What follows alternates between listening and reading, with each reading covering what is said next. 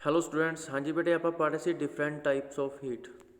Last ਆਪਾਂ ਪੜ੍ਹ ਕੇ ਸੀ ਇੰਥੈਲਪੀ of ਨਿਊਟਰਲਾਈਜੇਸ਼ਨ, ਮਤਲਬ ਐਸਿਡ ਬੇਸ ਜਦੋਂ ਨਿਊਟਰਲ ਹੁੰਦੇ ਆ ਤੇ ਜਿਹੜੀ ਹੀਟ ਇਵੋਲਵਡ ਹੁੰਦੀ ਹੈ ਉਹਨੂੰ ਆਪਾਂ ਹੀਟ ਆਫ ਨਿਊਟਰਲਾਈਜੇਸ਼ਨ ਕਹਿ ਦਿੰਦੇ ਹਾਂ, ਇੰਥੈਲਪੀ ਆਫ ਨਿਊਟਰਲਾਈਜੇਸ਼ਨ। ਨੈਕਸਟ ਆਏਗੀ ਇੰਥੈਲਪੀ ਆਫ ਸੋਲਿਊਸ਼ਨ। ਮਤਲਬ ਸੋਲਿਊਸ਼ਨ ਕੀ ਹੁੰਦਾ ਬੇਟੇ? ਸੋਲਿਊਸ਼ਨ ਕਦੋਂ ਬਣਦਾ ਹੈ? ਜਦੋਂ ਸੋਲਿਊਟ ਸੋਲਵੈਂਟ ਦੇ ਵਿੱਚ ਡਿਜ਼ੋਲਵ ਹੋਏਗਾ, ਠੀਕ ਹੈ, ਉੱਥੇ ਸੋਲਿਊਸ਼ਨ ਬਣੇਗਾ। ਇਹੀ ਫਿਰ ਉਹੀ ਚੀਜ਼ ਆ ਗਈ, ਮਤਲਬ ਜਦੋਂ ਸੋਲਿਊਟ ਸੋਲਵੈਂਟ ਦੇ ਵਿੱਚ ਡਿਜ਼ੋਲਵ ਹੋਏਗਾ, ਜਿੰਨਾ ਵੀ ਹੀਟ ਦੇ ਵਿੱਚ ਚੇਂਜ ਆ ਰਿਹਾ ਉਹਨੂੰ ਆਪਾਂ ਕੀ ਕਹਿ ਦਿਆਂਗੇ? Enthalpy of solution. Enthalpy of solution substance is particular solvent is defined as enthalpy change. ਮਤਲਬ ਇੰਥੈਲਪੀ ਚੇਂਜ ਜਾਂ heat change, amount of heat or evolved when 1 mole of substance is dissolved in a specific amount of a solvent। ਜਦੋਂ 1 mole of substance ਨੂੰ dissolve ਕਰਦੇ ਹਾਂ ਆਪਾਂ ਕਿਹਦੇ ਵਿੱਚ? ਸੋਲਵੈਂਟ ਦੇ ਵਿੱਚ।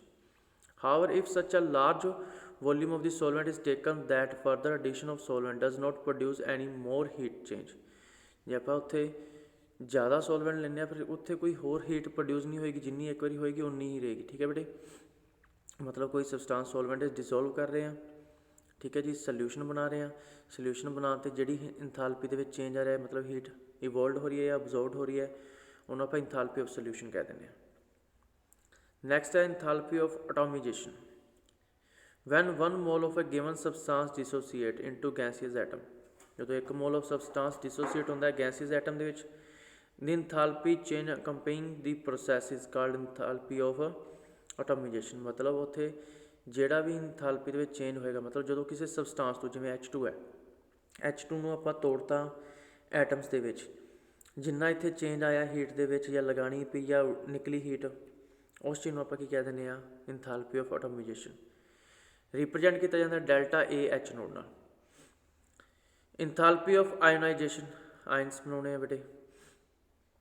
Van 1 mole of covalent compound, covalent compound ਦੀ ਗੱਲ ਕਰ ਰਹੇ ਹਾਂ, ਅਤੇ ਕੋਵਲੈਂਟ ਕੰਪਾਊਂਡ ਦੇ ਵਿੱਚ ਆਪਣੇ ਕੋਲ ਬੇਟੇ ਆਇਨਸ ਪਹਿਲਾਂ ਆਲਰੇਡੀ ਐਗਜ਼ਿਸਟ ਨਹੀਂ ਹੁੰਦੇ, ਠੀਕ ਹੈ ਜੀ, ਕਿਉਂਕਿ ਉੱਥੇ ਬਾਈ ਸ਼ੇਅਰਿੰਗ ਬੌਂਡ ਬਣਦਾ ਹੈ। ਠੀਕ ਹੈ ਜੀ, ਆਇਓਨਾਈਜੇਸ਼ਨ ਹੁੰਦਾ ਆਇਨਸ ਬਣਾਉਣਾ, ਆਇਨਸ ਸੀ ਨਹੀਂ ਬਟ ਆਇਨਸ ਬਣਾਏ ਗਏ ਨੇ ਬਾਅਦ 'ਚੋਂ। ਕੋਵਲੈਂਟ ਕੰਪਾਊਂਡ ਵਿੱਚ ਹੁੰਦੇ ਨਹੀਂ ਪਰ ਬਣਾਏ ਜਾਂਦੇ ਨੇ। On dissolution in water split to produce ions. ਜਦੋਂ ਆਪਾਂ ਕਿਸੇ ਕੋਵਲੈਂਟ ਕੰਪਾਊਂਡ ਨੂੰ, 1 ਮੋਲ ਆਫ ਕੋਵਲੈਂਟ ਕੰਪਾਊਂਡ ਨੂੰ ਵਾਟਰ 'ਚ ਪਾਉਂਦੇ ਐਕਵਸ ਸੋਲਿਊਸ਼ਨ ਵਿੱਚ, ਅਤੇ ਆਪਾਂ ਨੂੰ ਉਹ ਕਿਹਦੇ ਵਿੱਚ ਟੁੱਟ ਜਾਂਦਾ ਬੇਟੇ? ਆਇਨਸ ਦੇ ਵਿੱਚ। ਉੱਥੇ ਜਿਹੜੀ ਐਨਰਜੀ ਦੇ ਵਿੱਚ ਚੇਂਜ ਆਇਆ ਉਹਨੂੰ ਕੀ ਕਹਿੰਦੇ ਨੇ? ਇੰਥੈਲਪੀ ਆਫ ਆਇਓਨਾਈਜੇਸ਼ਨ।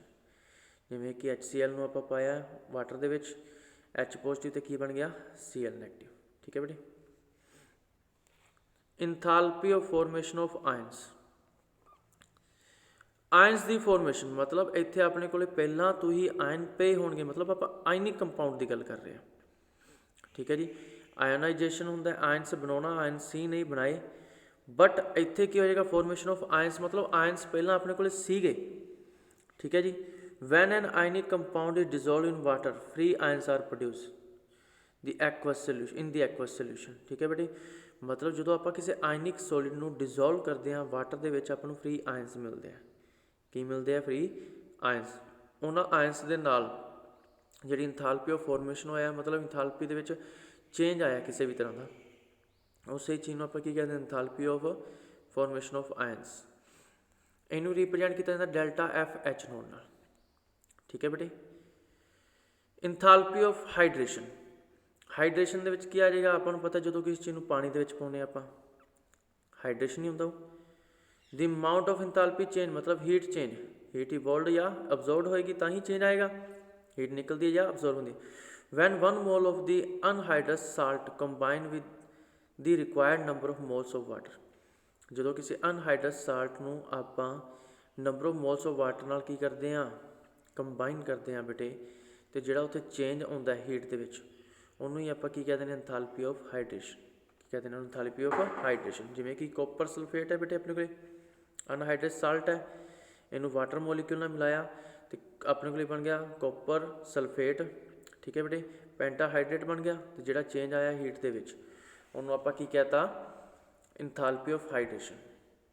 ਇੰਥੈਲਪੀ ਆਫ ਹਾਈਡਰੋਜੀਨੇਸ਼ਨ। ਇੰਥੈਲਪੀ ਆਫ ਹਾਈਡਰੋਜੀਨੇਸ਼ਨ। ਹਾਈਡਰੋਜੀਨੇਸ਼ਨ ਬੇਟੇ ਆਪਾਂ 10th ਕਲਾਸ 'ਚ ਪੜ੍ਹਦੇ ਹੁੰਦੇ ਸੀ। ਹਾਈਡਰੋਜੀਨੇਸ਼ਨ ਕੀ ਹੁੰਦਾ? Addition of hydrogen in unsaturated carbon compounds. ਮਤਲਬ ਜਦੋਂ ਅਨਸੈਚੂਰੇਟਿਡ ਕਾਰਬਨ ਕੰਪਾਊਂਡਸ ਦੇ ਵਿੱਚ ਆਪਾਂ ਹਾਈਡਰੋਜਨ ਐਡ ਕਰਦੇ ਹਾਂ, ਮਤਲਬ ਉਹਨੂੰ ਸੈਚੂਰੇਟਿਡ ਬਣਾਉਂਦੇ ਹਾਂ, ਅਤੇ ਜਿਹੜਾ ਉੱਥੇ ਹੀਟ ਦੇ ਵਿੱਚ ਚੇਂਜ ਆਏਗਾ ਉਹਨੂੰ ਹੀ ਕੀ ਕਹਿ ਦਿਆਂਗੇ ਆਪਾਂ? ਇੰਥੈਲਪੀ of ਹਾਈਡਰੋਜੀਨੇਸ਼ਨ। the amount of enthalpy change that takes place when 1 mole of an unsaturated organic carbon compound is completely hydrogenated is called enthalpy of hydrogenation. CH2 double bond CH2 ethene plus H2 add करता जी इन दी presence of nickel तो अपने को single bond बन जाएगा, double bond break हो जाएगा क्योंकि एक एच इहदे कोल जाएगा, एक एच इहदे कोल जाएगा, डबल बॉन्ड इत्थों की हो जाएगा ब्रेक, सिंगल बॉन्ड। ठीक है, की बन जाएगा अपने को इथेन।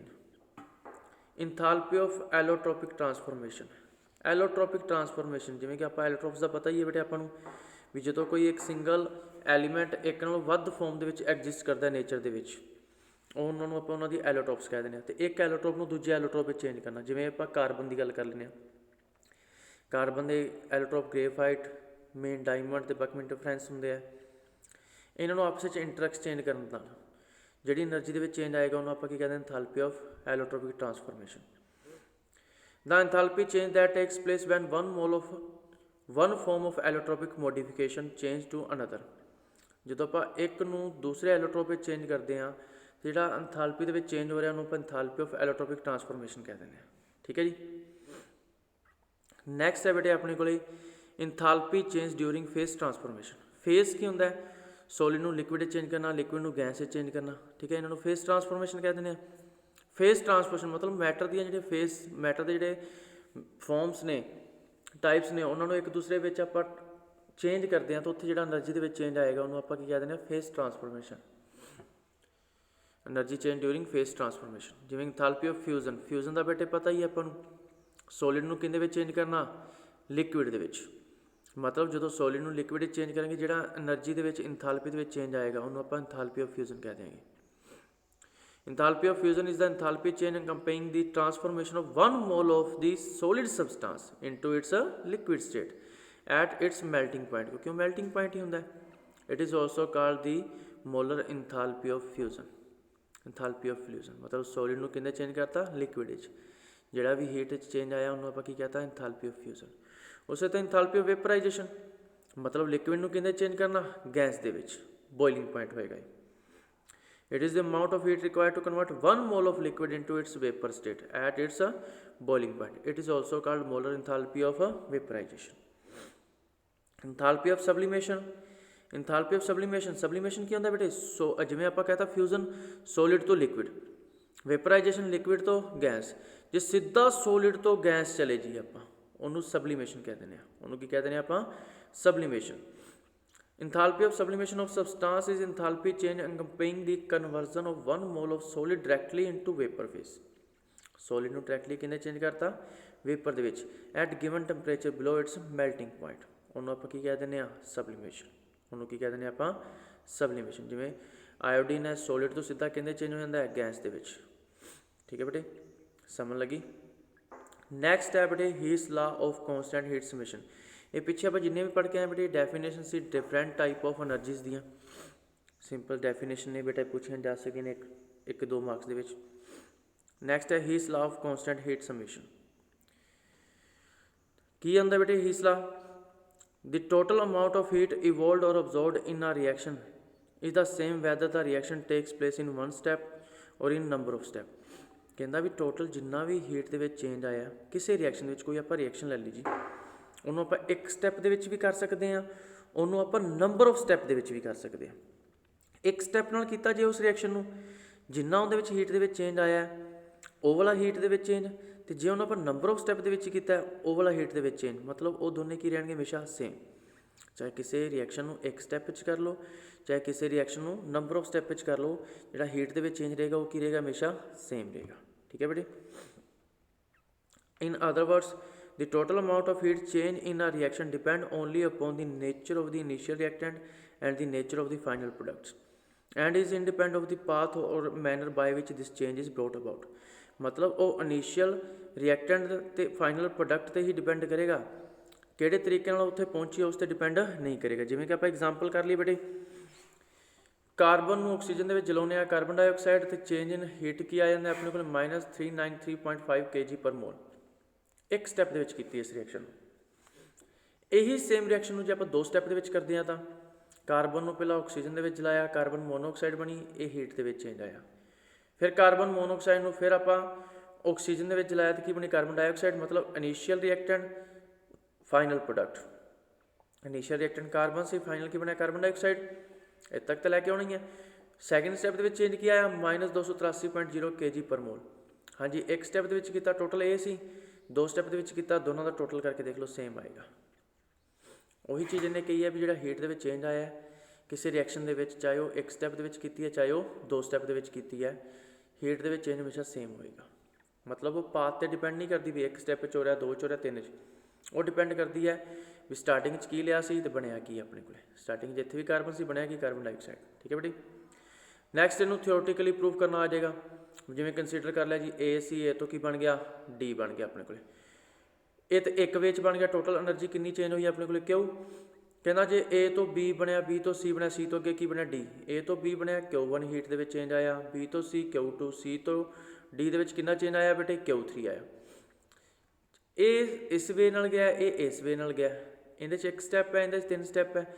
ਤਾਂ ਮਤਲਬ ਜਿਹੜੇ Q1 Q2 Q3 ਹੈ, ਤਿੰਨਾਂ ਦੀ ਜਿਹੜੀ ਐਨਰਜੀ ਦਾ ਸਮ ਹੋਏਗਾ ਉਹ ਕਿੰਨੇ ਬਰਾਬਰ ਆਏਗਾ Q ਦੇ ਬਰਾਬਰ ਹੀ ਆਏਗਾ। ਠੀਕ ਹੈ ਬੇਟੇ। ਨੈਕਸਟ ਆ ਜਾਂਦਾ ਬੌਂਡ ਇੰਥੈਲਪੀਜ਼ ਔਰ ਬੌਂਡ ਐਨਰਜੀ। ਸਿੰਪਲ ਜੀ ਡੈਫੀਨੇਸ਼ਨ ਹੈ ਵੀ ਬੇਟੇ bond energy is the amount of energy released when 1 mole of bond are formed from the isolated atoms in the gaseous state, or the amount of energy required to dissociate 1 mole of the bond present between the atoms in gaseous molecules। मतलब bond enthalpy ਕੀ ਹੁੰਦੀ ਹੈ ਜਦੋਂ ਕਿਸੇ atoms ਦੇ ਵਿੱਚ ਇੱਕ mall of bond formed ਹੋ ਰਿਹਾ ਜਾਂ ਕਿਸੇ ਮੋਲੀਕਿਊਲ ਜਾਂ ਕਿਸੇ ਕੰਪਾਊਂਡ ਦਾ ਜਿਹੜਾ ਆਪਾਂ ਬੌਂਡ ਨੂੰ ਬ੍ਰੇਕ ਕਰ ਰਹੇ ਹਾਂ। ਮਤਲਬ ਬੌਂਡ ਨੂੰ ਫਾਰਮ ਹੋਣ 'ਤੇ, ਬੌਂਡ ਦੇ ਫਾਰਮਡ ਹੋਣ 'ਤੇ ਜਾਂ ਬੌਂਡ ਨੂੰ ਬ੍ਰੇਕ ਕਰਨ 'ਤੇ ਜਿਹੜੀ ਐਨਰਜੀ ਆਪਾਂ ਰਿਕੁਆਇਰ ਜਾਂ ਰਿਲੀਜ਼, ਕਿਉਂਕਿ ਜਦੋਂ ਬੌਂਡ ਫਾਰਮਡ ਹੁੰਦਾ ਉਦੋਂ ਰਿਲੀਜ਼ ਹੁੰਦੀ ਹੈ, ਜਦੋਂ ਬੌਂਡ ਬ੍ਰੇਕ ਕਰਨਾ ਹੁੰਦਾ ਉਦੋਂ ਕੀ ਹੁੰਦੀ ਹੈ ਬੇਟੇ ਉਹ ਅਬਜ਼ੋਰਵ ਕੀਤੀ ਜਾਂਦੀ ਹੈ। ਮਤਲਬ ਜਦੋਂ ਕੋਈ ਐਨਰਜੀ ਬੌਂਡ ਬਣਨ 'ਤੇ ਜਾਂ ਬੌਂਡ ਟੁੱਟਣ 'ਤੇ ਆਪਾਂ ਹਾਇਰ ਕਰਦੇ ਹਾਂ ਜਾਂ ਰਿਲੀਜ਼ ਹੁੰਦੀ ਹੈ ਉਹਨੂੰ ਆਪਾਂ ਕੀ ਕਹਿ ਦਿੰਦੇ ਹਾਂ ਬੌਂਡ ਇੰਥੈਲਪੀ। ਠੀਕ ਹੈ ਬੇਟੇ। ਅਤੇ ਕੁਛ 3 ਕੁਐਸਚਨ ਦੇ ਰੱਖੇ ਨੇ, ਇਹ ਵੀ ਇੰਪੋਰਟੈਂਟ ਨੇ ਬੇਟੇ, ਇਹ ਵੀ ਪੜ੍ਹ ਲੈਣੇ। ਠੀਕ ਹੈ। ਇਹ ਸੀ ਬੇਟੇ ਆਪਣੇ ਅੱਜ ਦੇ ਟੋਪਿਕ। ਓਕੇ ਬੇਟੇ, ਥੈਂਕ ਯੂ।